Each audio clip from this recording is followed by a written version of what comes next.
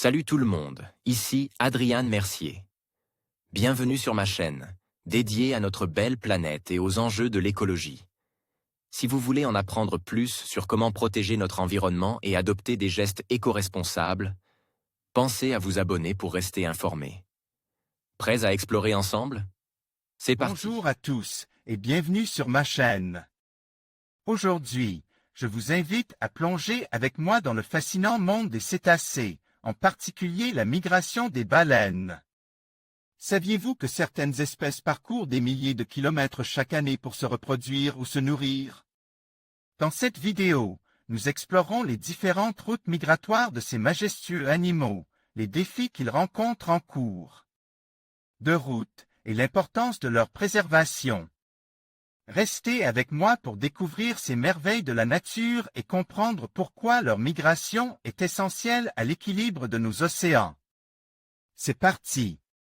En termes d'énergie, la migration est un investissement très important pour l'animal quel qu'il soit, ça tombe sous le sens.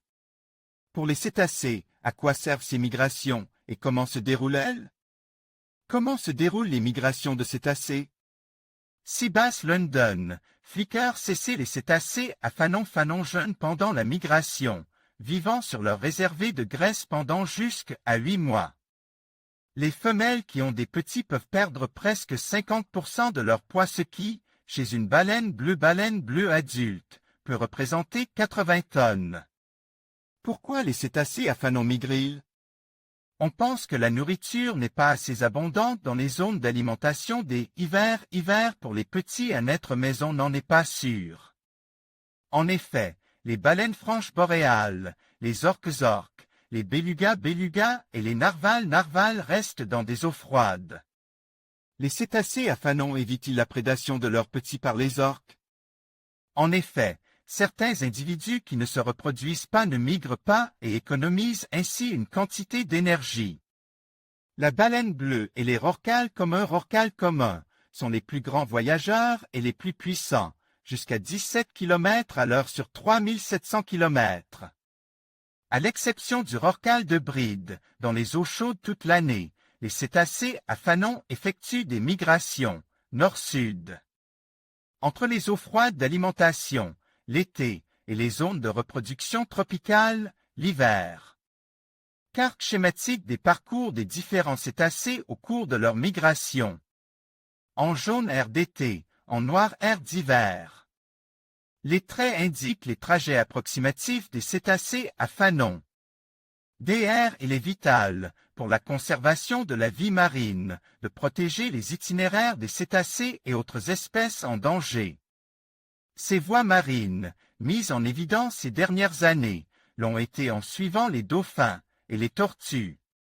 Les études montrent que les animaux empruntant ces voies maritimes sont souvent piégés par les bateaux de pêche de plus petites espèces. Pour les tortues, c'est tout à fait dramatique. Pour les cétacés, certains, en tous les cas, ça pourrait le devenir assez rapidement.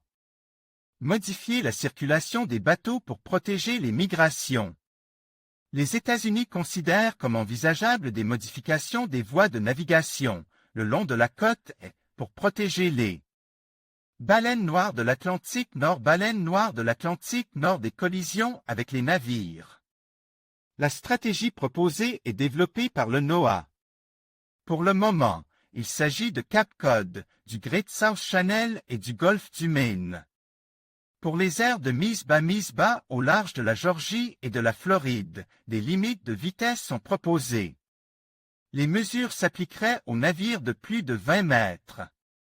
Les autorités espèrent que ceci contribuera à sauver cette espèce en voie de disparition. Depuis 2003 déjà, les navires empruntent une nouvelle route dans la baie de Fundy fréquentée par les baleines noires de l'Atlantique Nord-Ouest.